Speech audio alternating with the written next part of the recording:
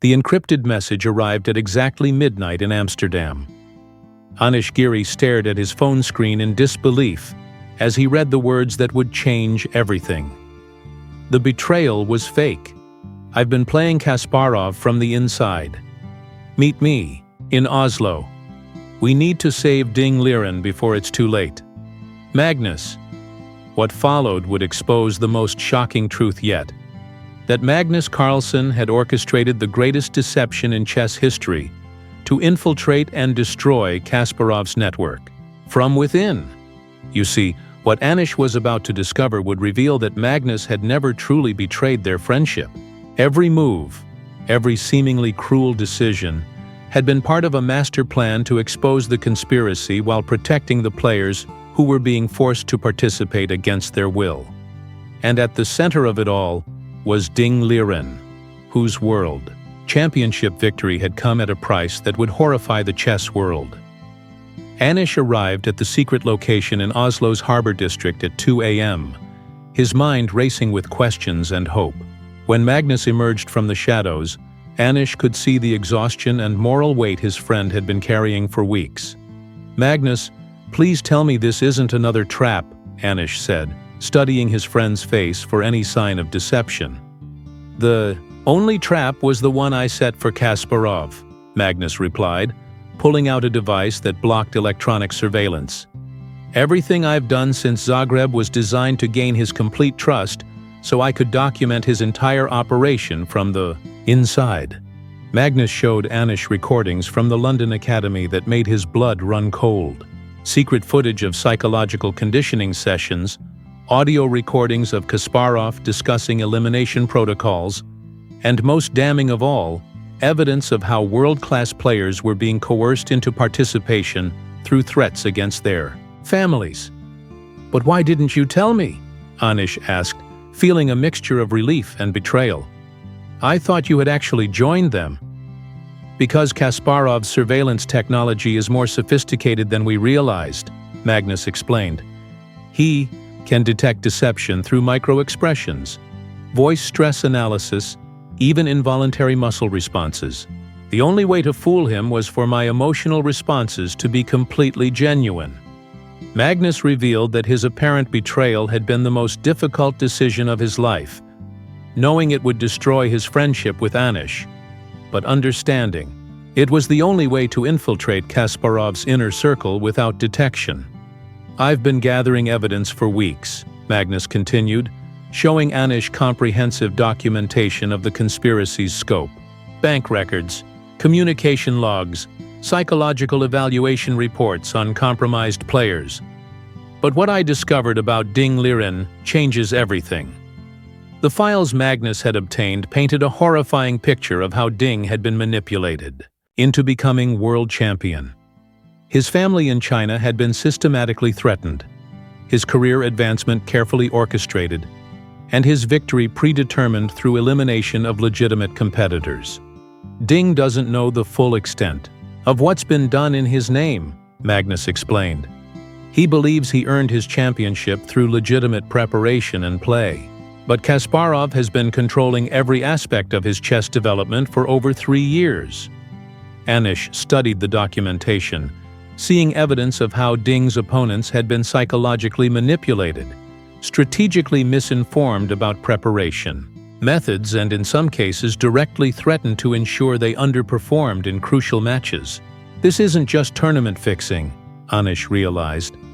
"They've created a completely artificial champion while making him believe it's authentic." Magnus nodded grimly. "And now they're planning to use Ding's legitimacy as world champion to validate the next phase of their operations. Every major chess organization will defer to his authority, not knowing that his every decision is being controlled by Kasparov's network." The plan was diabolically sophisticated. By creating a world champion who genuinely believed in his own legitimacy while secretly controlling his decisions, Kasparov had found a way to manipulate the entire chess world through a single individual. "But there's something else," Magnus continued, his expression becoming even more serious. "Kasparov has given me an assignment that will force me to choose between exposing the conspiracy and saving Ding's life.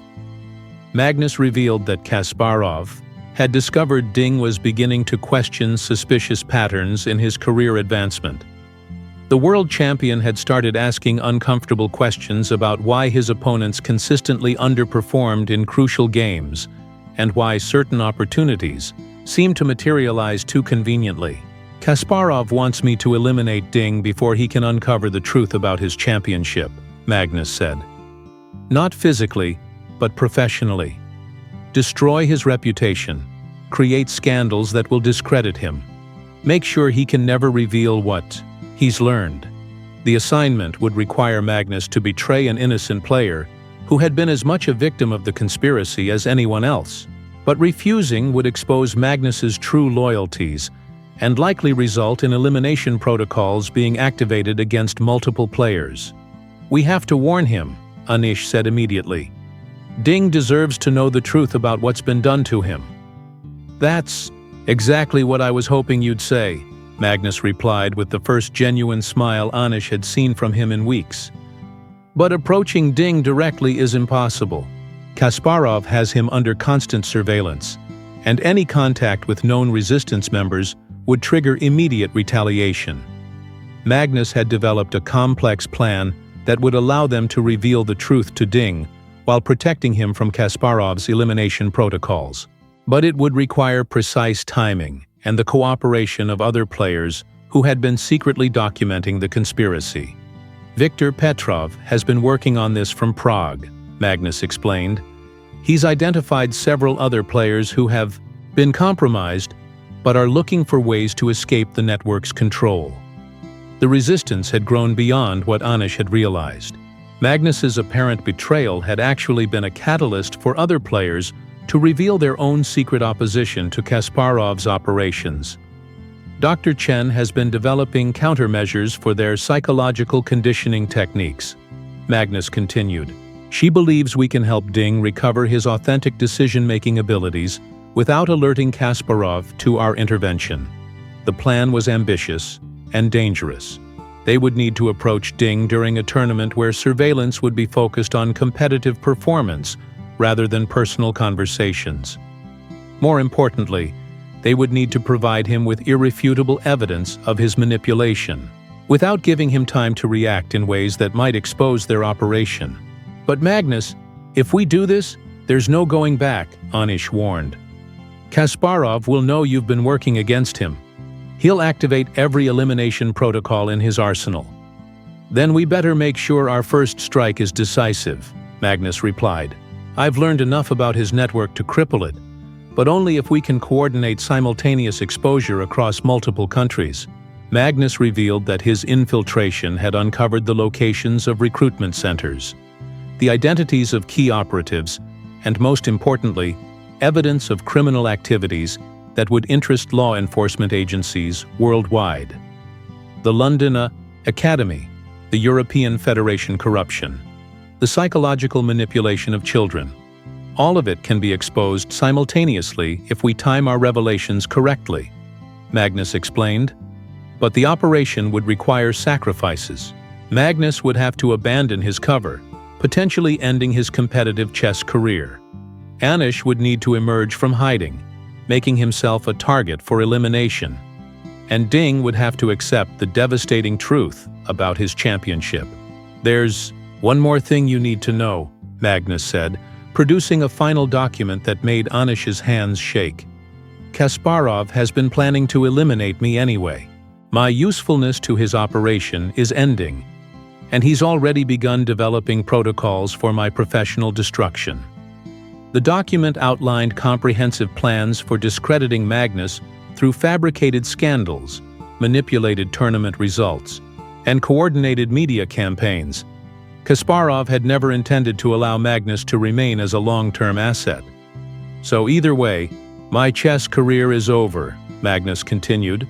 The only question is whether I go down fighting for something I believe in, or let them destroy me on their timeline. Anish understood that his friend had been facing an impossible situation with no good options. The apparent betrayal had been Magnus's way of buying time to gather evidence while protecting others from immediate retaliation. When do we approach Ding? Anish asked. The World Championship cycle begins in 3 weeks, Magnus replied. There's a pre-tournament gathering in Switzerland where we'll have our only opportunity to reach him privately. The plan was set in motion. Magnus would maintain his cover for a few more weeks while gathering final pieces of evidence. Anish would coordinate with the broader resistance network to prepare simultaneous exposures across multiple countries. And together, they would attempt to save Ding Liren from a conspiracy that had stolen his authentic achievements while making him complicit in his own manipulation. Magnus, Anish said as they prepared to part ways, I'm sorry I doubted you. You had every reason to doubt me, Magnus replied.